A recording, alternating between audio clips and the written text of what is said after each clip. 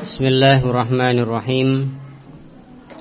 Alhamdulillah hamdan katsiran tayyiban mubarakan fi kama yuhibbu rabbuna wa yarda. Wa ashhadu an la ilaha illallah wahdahu la syarika lah. Wa ashhadu anna Muhammadan abduhu wa rasuluh, amma ba'd. Ikhwanul kiram rahimani wa rahimakumullah. Kita lanjutkan pembahasan kita dari kitab Syarhu Thalathatil Usul karya Fadilatul Syekh Shalih Al-Fauzan hafizahullahu taala. Kita masih dalam penjelasan qaulul muallif, ucapan penulis yaitu Syekh Muhammad bin Abdul Wahhab An-Najdi rahimahullahu ta'ala. Wa ba'dal ashri urija bihi ila sama wa furidat alaihi salawatul khamsu wa shalla fi Makkah 3 sinin. Dan setelah 10 tahun mendakwahkan tauhid, yaitu setelah 10 tahun setelah kenabian atau kerasulan, Rasulullah sallallahu alaihi wasallam diangkat ke langit. Dan kemudian diwajibkan kepada beliau sholat 5 waktu. Dan beliau melaksanakan syariat sholat 5 waktu sehari semalam di Mekah selama kurang lebih 3 tahun. Setelah kita baca penjelasan perkataan ini atau ucapan ini, yaitu penjelasan Syekh Shalih Al-Fauzan hafizahullahu ta'ala tentang ucapan Syekh ini, dan juga telah kita baca apa yang disinggung oleh Syekh Shalih Al-Fauzan tentang kisah atau peristiwa Al-Isra dan Mi'raj.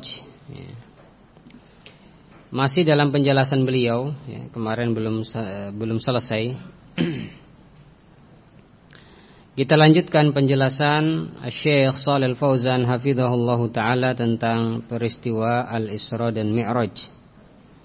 Yang ini atau peristiwa ini terjadi 10 tahun setelah Rasulullah sallallahu alaihi wasallam diangkat menjadi Rasul atau Nabi.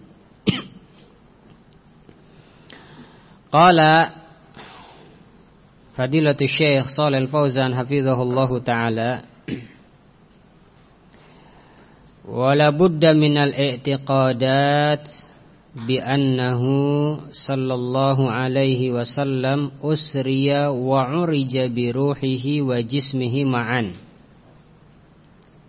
yaqzatan la manaman. Dan wajib, harus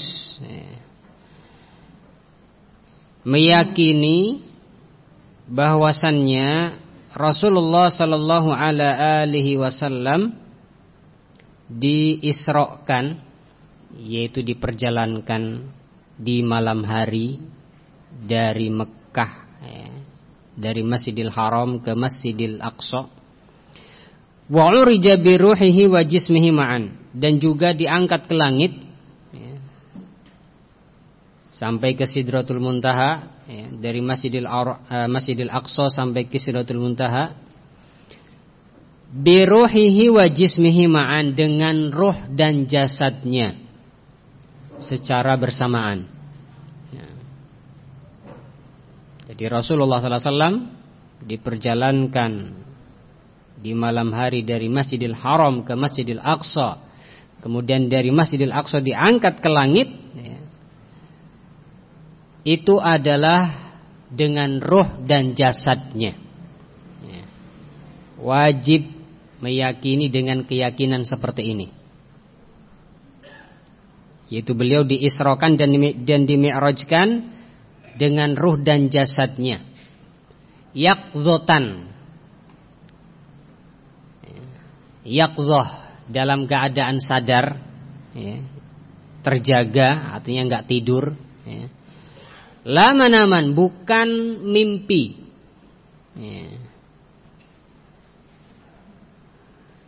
Ini wajib berkeyakinan dengan keyakinan ini, bahwasanya Rasulullah sallallahu alaihi wasallam diisrokan dan dimi'rajkan dengan ruh dan jasadnya, ya, dalam keadaan sadar, terjaga, ya, bukan mimpi, ya, atau bukan dalam keadaan tidur, ya. Kenapa wajib meyakini dengan keyakinan seperti ini? Nah, li'anna ba'dhan nas yaqulun, karena sebagian manusia, ya, mereka mengatakan usriya biruhihi, bahwasanya Rasulullah sallallahu alaihi wasallam diisrokan dengan ruhnya saja, ya. Bahwa yang diperjalankan dari Masjidil Haram sampai ke Masjidil Aqsa adalah ruhnya saja. Wa amma jasaduhu falam yabrah Makkah, adapun jasad beliau itu masih berada di Mekah, ya. Wa innama usriya wa urija biruhihi, hanya saja beliau katanya diisrokan dan dimi'rajkan dengan ruhnya saja. Jadi ruhnya saja yang diangkat ke langit. Wa hadza kalamun batil, kata Syekh, dan ini adalah ucapan yang batil, keyakinan yang batil. Bal innahu usriya biruhihi wa jasadihi alaihi salatu wassalam. Tetapi yang benar adalah beliau diisrokan dan dimi'rajkan, ya, dengan ruh dan jasadnya, ya. Jadi yang diperjalankan di malam hari dari Mekah ke Masjidil Haram, ke Masjidil Aqsa, kemudian diangkat dari Masjidil Aqsa ke langit, sampai ke Sidratul Muntaha, itu adalah ruh dan jasad beliau sallallahu alaihi wasallam. Wa humila 'alal buraq, dan beliau diangkut di atas buraq, kendaraan yang sudah kita sebut pada pertemuan yang lalu, lebih kecil dari bighal, ya, dan lebih besar daripada keledai. Nah, pertengahan antara bighal dengan keledai. Wa kana dzalika yaqdzatan la manaman, dan peristiwa itu, Isra dan Mi'raj itu beliau alami yaqdzatan, secara sadar, terjaga, ya. La manaman, bukan mimpi, ya, bukan mimpi dalam tidur, ya. Idz law kana bi ruhihi faqat aw kana manaman famal farqu bainahu wa bainar ru'ya. Nah, dan kalau seandainya ruh saja, ya, yang diangkat ke langit, ya, atau kalau peristiwa itu hanya sekedar mimpi, ya, famal farqu bainahu wa bainar ru'ya, maka apa bedanya antara ini dengan ru'ya? Nah, apa bedanya antara ini dengan ru'ya, dengan mimpi, ya. Nah, jadi kalau hanya ruh saja yang diangkat, atau beliau dalam keadaan tidur, ya, maka apa bedanya antara keadaan yang seperti ini dengan ru'ya, ya, dengan mimpi? Wallahu jalla wa ala yaqul, dan Allah subhanahu wa ta'ala berfirman dalam surah Al-Isra ayat pertama. Perhatikan, ini dalil yang membantah ucapan bahwasanya Rasulullah sallallahu alaihi wasallam di-Isra dan Mi'rajkan dengan ruhnya saja. Ini dalil yang membantah mereka. Yaitu ayat pertama dari surat Al-Isra. Allah Subhanahu wa taala berfirman, Subhanalladzi asra bi'abdihi. Maha suci zat yang telah memperjalankan hambanya minal masjidil harami ilal masjidil aqsa alladzi barakna haulah, dari masjidil haram sampai ke masjidil aqsa yang kami berkahi sekitarnya. Perhatikan, fal abdu, sisi pendalilannya, fal abdu yutlaku ala ruh wal badan jami'an.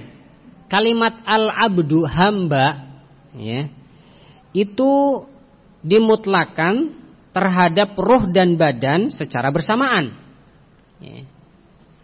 Hamba, ya, itu adalah gabungan antara ruh dan badan. Nah, hamba. Jadi kalimat hamba, al-abdu, itu dimutlakan pada ruh dan badan secara bersamaan. Bukan ruh saja atau badan saja, ya. Tetapi dimutlakan kalimat abdu, hamba, terhadap ruh dan badan secara bersamaan. La yutlaku ala ruh wahdaha annahu abdun. Tidak dimutlakan, ya. Naam, penamaan hamba kepada ruh saja, ya.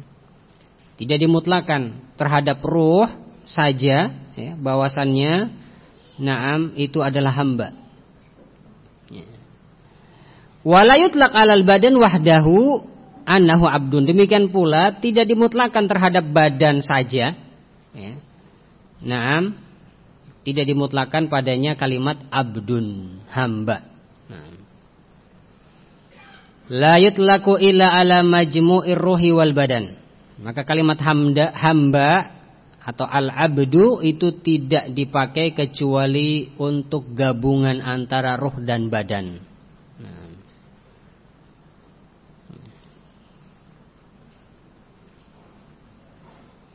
Misalkan Allah Subhanahu wa taala menyuruh, ya ibadiyalladzina amanu, wahai hamba-hambaku yang beriman.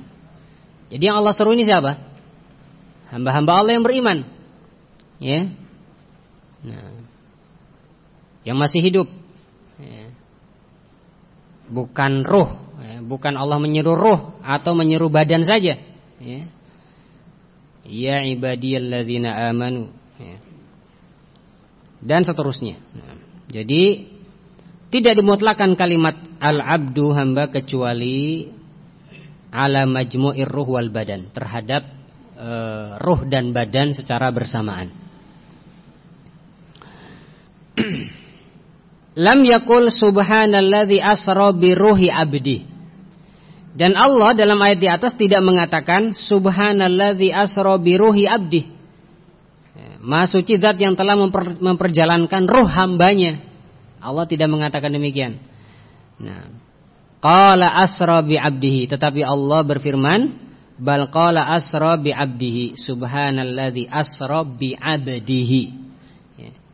Maha suci zat yang telah memperjalankan hambanya, bukan memperjalankan ruh hambanya, bukan. Nah. Wal abdu huwa majmu'ur ruh wal badan. Dan hamba adalah gabungan antara ruh dan badan. Wallahu jalla wa ala la yu'jizuhu syai'un wa huwal qadiru ala kulli syai'. Dan Allah Subhanahu wa taala, ya, tidak ada sesuatu pun yang bisa melemahkan kekuatan Allah. Wa huwal qadir ala kulli syai', dan Allah Maha mampu atas segala sesuatu. Allah Maha mampu untuk memperjalankan Rasulullah sallallahu alaihi wasallam dari Masjidil Haram sampai ke Masjidil Aqsa. Kemudian diangkat ke langit, kemudian diturunkan, dikembalikan lagi ke Mekah di malam itu juga. Allah Maha mampu, ya. Kalau yang seperti ini gampang dan mudah bagi Allah. Nah, sesuatu yang lebih sulit dari itu pun Allah mampu, ya, dan Allah mudah untuk melakukannya, yaitu menciptakan langit dan bumi. Nah, menciptakan 7 lapis langit dan 7 lapis bumi, Allah Maha mampu, ya. Apalagi sekedar ini. Nah, memperjalankan hambanya dari Masjidil Haram sampai ke Masjidil Aqsa, kemudian diangkat ke langit, kemudian dikembalikan lagi di malam itu juga. Allah Maha mampu. Wa huwa ala kulli syai'in qadir.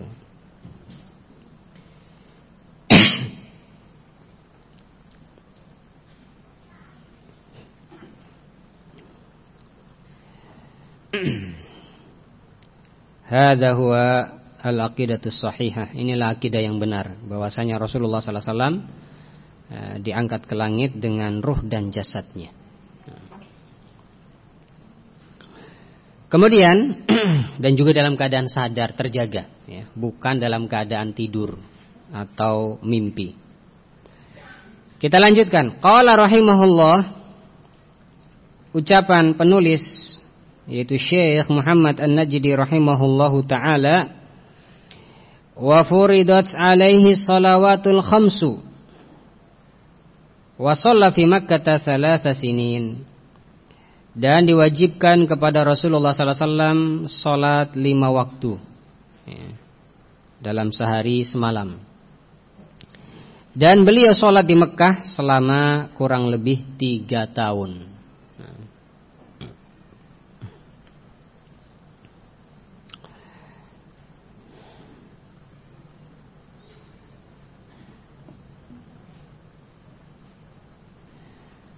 Wa kana yusalliha rak'atain. Qala Asy-Syaikh Shalal Fauzan hafizahullahu taala, dan Rasulullah sallallahu alaihi wasallam salat 5 waktu, ya, dalam sehari semalam, masing-masingnya 2 rakaat, ya. Illal maghrib, kecuali maghrib. Nah, jadi ketika sholat di Mekah semuanya 2 rakaat kecuali maghrib, ya. Zuhur 2 rakaat, asar 2 rakaat, maghrib 3 rakaat, isya 2 rakaat, subuh 2 rakaat. Nah, jadi semua dari sholat 5 waktu tersebut 2 rakaat kecuali maghrib 3 rakaat, ya. Karena maghrib adalah witirnya siang, jadi ganjil. Falamma hajaron Nabi sallallahu alaihi wasallam, dan ketika Rasulullah sallallahu alaihi wasallam hijrah, yaitu hijrah kemana? Ke Madinah, ya. Utimmatir rubaiyah ila arba', ya. Maka salat yang 4 rakaat, ya, salat yang 4 rakaat sekarang, ya, duhur, asar dan isya, ya, itu disempurnakan ila arba', disempurnakan menjadi 4 rakaat. Nah, jadi sholat duhur, asar dan isya yang ketika itu di Mekah 2 rakaat, ya, di Madinah disempurnakan atau ditambah 2 rakaat menjadi 4 rakaat.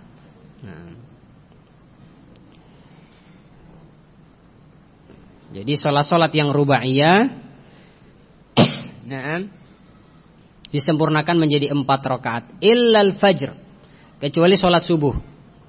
Fa innaha tatul fihal qiraah. Maka dalam sholat subuh, ya, bacaan padanya panjang, ya. Fabaqiyat raka'atain kamahi, maka tetap 2 rakaat, ya, sebagaimana asalnya. Nah, jadi sholat subuh tetap 2 rakaat, ya. Di antara hikmahnya karena sholat fajar bacaan di dalam sholat tersebut panjang-panjang. Nah, wa ilal maghrib, juga kecuali maghrib. Fa innahu salasun min awwali ma furidat, karena sholat maghrib itu 3 rakaat sejak pertama kali diwajibkan. Sejak pertama kali diwajibkan sholat 5 waktu, maghrib jumlahnya 3 rakaat. Li'annaha witrun nahar, karena maghrib adalah witirnya siang, ya, sehingga rakaatnya ganjil. Nah, amma adh-dhuhru wal asru wal isya'u wa kanat fi Makkah rak'atain. Adapun duhur, asar dan isya, maka sholat-sholat ini ketika di Mekah dikerjakan 2 rakaat. Falamma hajaron Nabi sallallahu alaihi wasallam utimmat 4 rakaat. Kemudian ketika Rasulullah SAW hijrah, maka disempurnakan menjadi 4 rakaat. Sehingga duhur jadi 4 rakaat, asar jadi 4 rakaat, dan isya juga jadi 4 rakaat. Ini setelah hijrah ke Madinah. Apa dalilnya? Kama fil hadis, sebagaimana dalam hadis Rasulullah SAW yang diriwayatkan oleh Imam Muslim rahimahullahu taala, bahwasanya Rasulullah SAW bersabda, awwalu ma furidatis salatu rak'atain. Awal pertama kali diwajibkan salat itu 2 rakaat. Falamma hajara Nabi sallallahu alaihi wasallam, ketika Rasulullah sallallahu alaihi wasallam hijrah, utimmat salatul hadar, maka disempurnakan, yaitu disempurnakan menjadi 4 rakaat fil hadar ketika mukim. Wa baqiyat salatus safar, dan tetap 2 rakaat ketika dalam keadaan safar. Jadi sholat duhur, sholat asar, sholat isya, kalau safar tetap kepada asalnya. Berapa asalnya sholat duhur, asar dan isya? 2 rakaat. Sehingga dengan hadis ini sebagian para ulama berdalil wajibnya qashar ketika safar. Kecuali kalau sholat di belakang mukim, kecuali kalau sholat di belakang yang mukim atau di belakang imam yang menyempurnakan sholatnya 4 rakaat, maka kita ikut. Innama ju'ilal imam liyutamma bih, karena imam dijadikan untuk teladani atau dicontoh, diikuti. Kalau imam mukim, kita berimam kepada yang mukim, maka kita ikut menyempurnakan sholat. Adapun kalau sholatnya sesama musafir, atau dia sholat sendirian, maka wajib baginya untuk mengqashar sholat. Ini pendapat sebagian para ulama berdasarkan hadis ini, bahwasanya sholat ketika mukim itu disempurnakan, yaitu 4 rakaat. Wa baqiyat fis safar, dan tetap hukumnya 2 rakaat fis safar ketika kondisinya safar.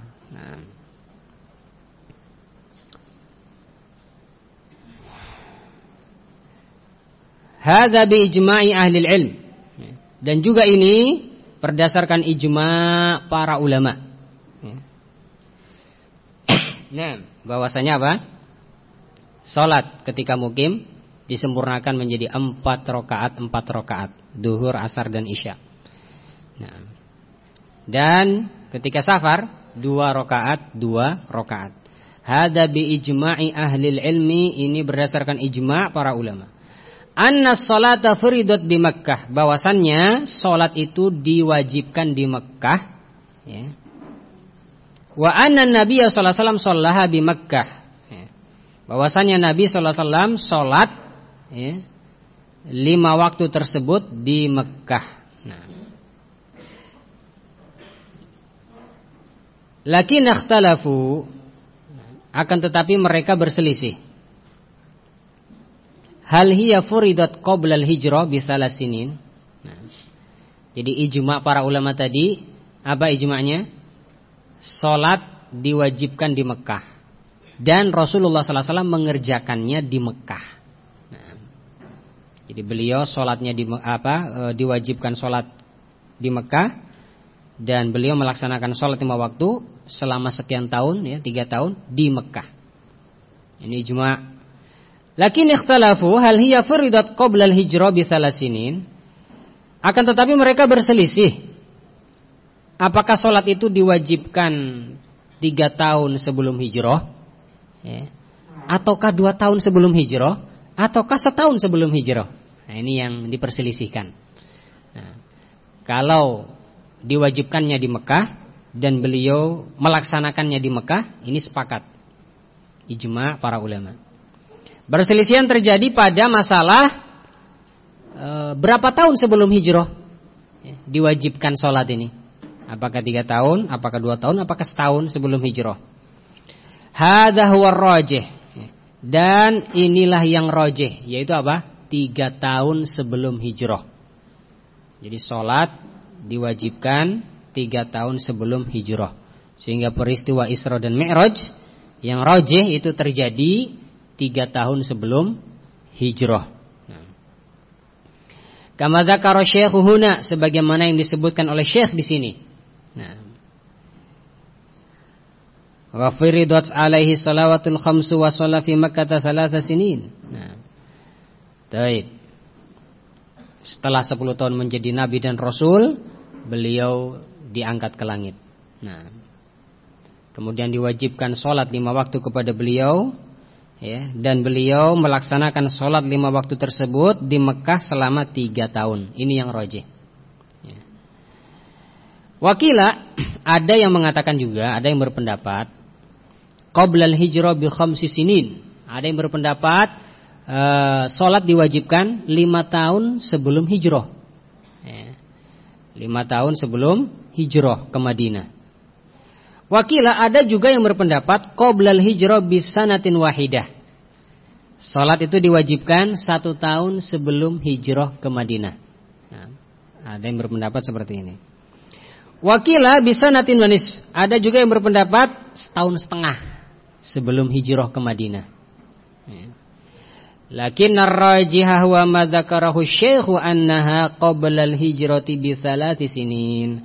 Akan tetapi yang rajih, pendapat yang kuat, yang benar adalah apa yang disebutkan oleh Syekh, yaitu Syekh Muhammad bin Abdul Wahhab An-Najdi rahimahullahu taala, bahwasannya kewajiban salat itu 3 tahun sebelum hijrah, ya. Yaitu salat diwajibkan 3 tahun sebelum hijrah ke Madinah.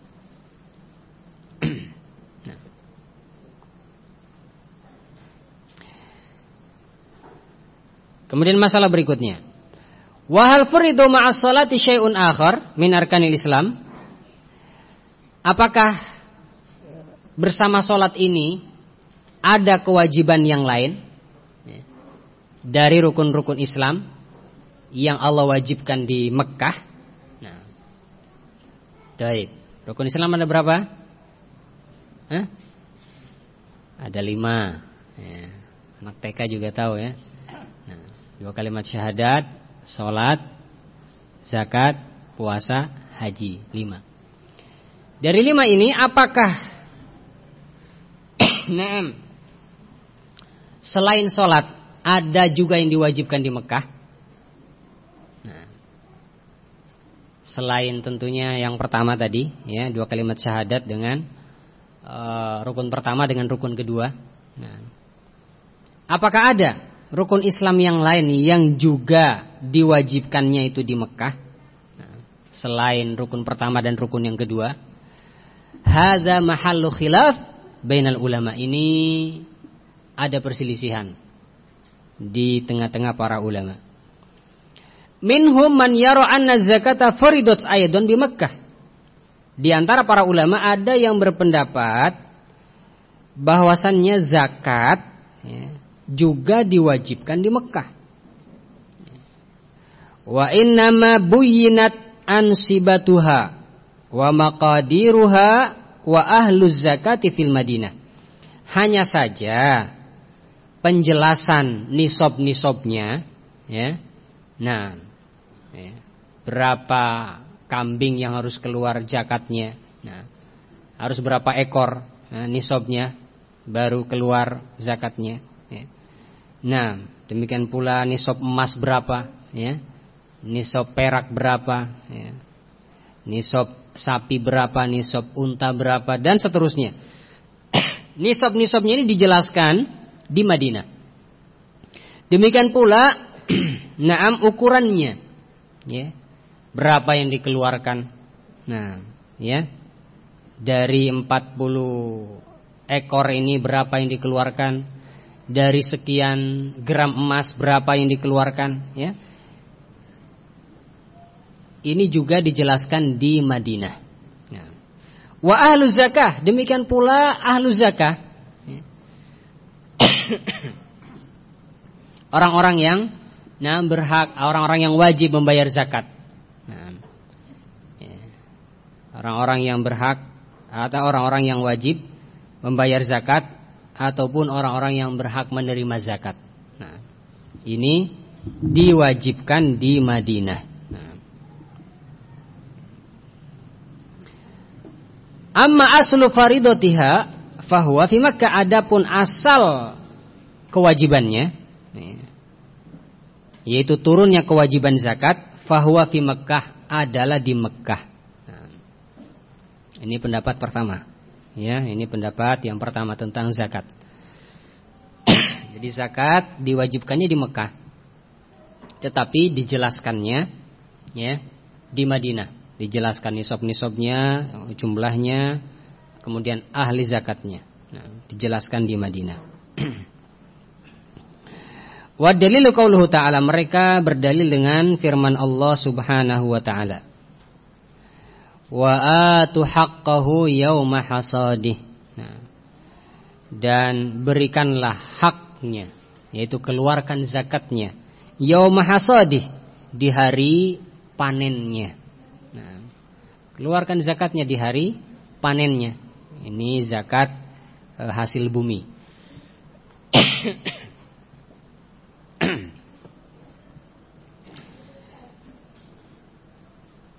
Ayat ini ayat yang ke-141 dari surat Al-An'am. Wal murad bihaqqihi huna zakah. Yang dimaksud dengan haknya di sini adalah zakat, kata Syekh. Wa suratu makkiyatun kulluha, dan surat ini yaitu surat Al-An'am semuanya diturunkan di Mekah. Dari ayat pertama sampai ayat terakhir. Nah, surat Al-An'am semuanya diturunkan di Mekah. Nah, ini dalil pendapat yang pertama. Wa kadzalika fi qoulihi, demikian pula dalil yang lain adalah firman Allah Subhanahu wa taala dalam surah Al-Ma'arij ayat 24 dan 25. Allah berfirman, walladzina fi amwalihim haqqum ma'lum lis-sa'ili wal mahrum.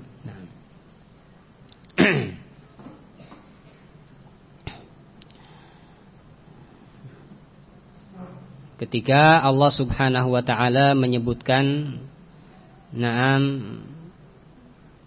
tentang manusia, innal insana khuliqa halu'a, sesungguhnya manusia diciptakan halu'a, dalam keadaan berkeluh kesah, lagi pelit. Idza massahu syarru jazu'a, kalau dia terkena kejelekan, jazu'a, berkeluh kesah. Ya. Nah, wa idza massahul khairu manu'a, kalau dia mendapatkan kebaikan, kenikmatan, manu'a, dia pelit kikir. Ini sifat manusia. Nah, pada umumnya, ya. Ada yang dikecualikan? Ada. Illal musallin, kata Allah, illal musallin, kecuali orang-orang yang salat. Alladzina hum ala salatihim daimun, yang mereka kontinu dalam salatnya. Ya, enggak belang-bentong, enggak bolong-bolong, ya. Kontinu salatnya sesuai dengan kewajiban yang Allah wajibkan. Nah, ya. Walladzina fi amwalihim haqqum ma'lum. Kemudian ayat ini, walladzina fi amwalihim haqqum ma'lum, dan kecuali orang-orang yang dalam harta mereka ada hak yang tertentu, ya, yaitu zakat, ya. Kecuali orang yang membayar zakat, kecuali orang yang sholat tadi, yang sholatnya kontinu, dan orang yang membayar zakat. Nah, lis-sa'ili wal mahrum, dibayarkan kepada sa'il, orang miskin yang meminta-minta, wal mahrum, dan orang yang kekurangan, yang tidak meminta-minta. Ini pun dikasih. Nah, sehingga berdasarkan ayat ini, aidon as-suratu makkiyah, dan surat ini juga adalah makkiyah, diturunkan di Mekah. Nah, wal muradu bil haqqil ma'lum, dan yang dimaksud dengan al haqqul ma'lum, nah, yang dimaksud dengan al haqqul ma'lum adalah apa? Az-zakah. Nah, hak yang tertentu adalah zakat, yaitu kecuali orang-orang yang sholat tadi dan orang-orang yang bayar zakat. Fa furidu asluha fi Makkah, maka asalnya, ya, diwajibkan di Mekah. Lakin buyyinat tafasiluha bil Madinah. Akan tetapi dijelaskan rincian-rinciannya di Madinah. Nah, dijelaskan rincian-rinciannya di Madinah. Hadza qaulun. Ini satu pendapat kata Syekh. Ini salah satu pendapat.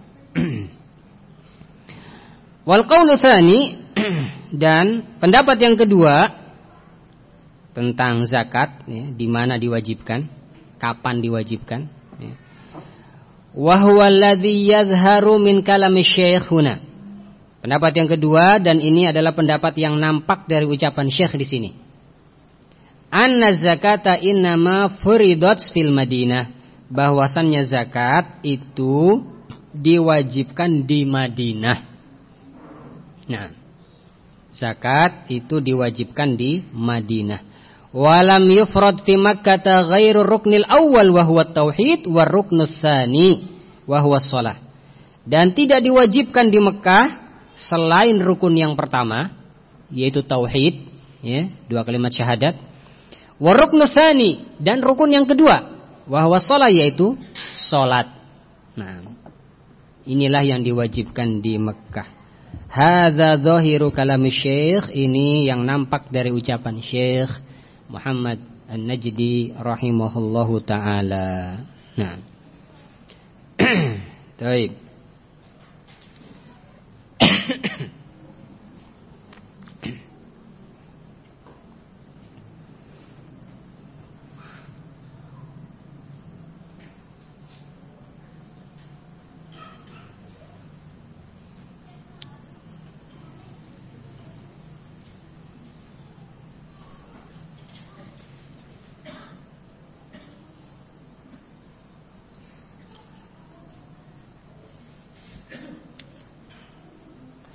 Dikatakan oleh Syekh Abdullah Al-Bassam rahimahullah dalam kitabnya Tawdihul Ahkam, beliau merujihkan pendapat yang kedua, bahwasannya kewajiban zakat itu adalah setelah hijrah.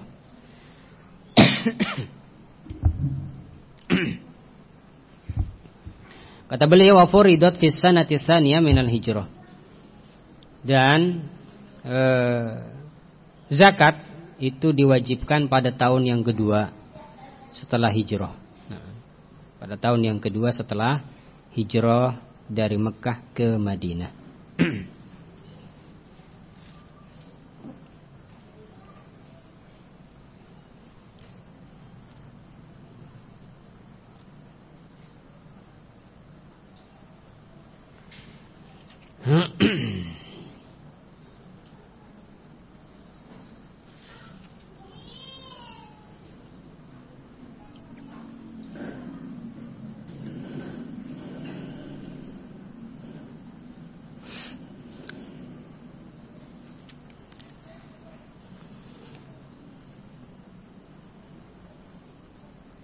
Sudah isya ya, Wah? Isya jam berapa sekarang? Hah?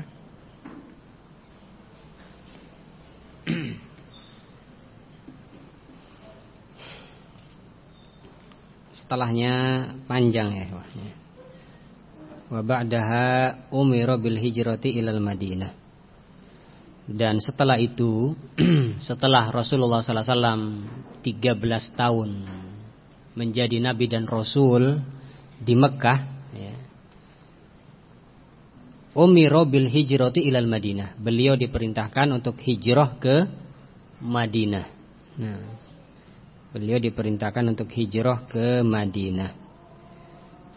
Nah. Dan di sini Syekh menyebutkan sedikit panjang ya tentang kisah hijrah beliau. Kisah hijrah beliau sallallahu alaihi wasallam dari Mekah ke Madinah. Sehingga insyaallah penjelasan ucapan ini kita baca pada pertemuan yang akan datang biidznillah taala. Kita cukupkan sampai di sini, mudah-mudahan bermanfaat. Subhanakallahumma wa bihamdik Asyhadu an la ilaha illa anta wa astaghfiruka wa atubu ilaik. Walhamdulillahi rabbil alamin.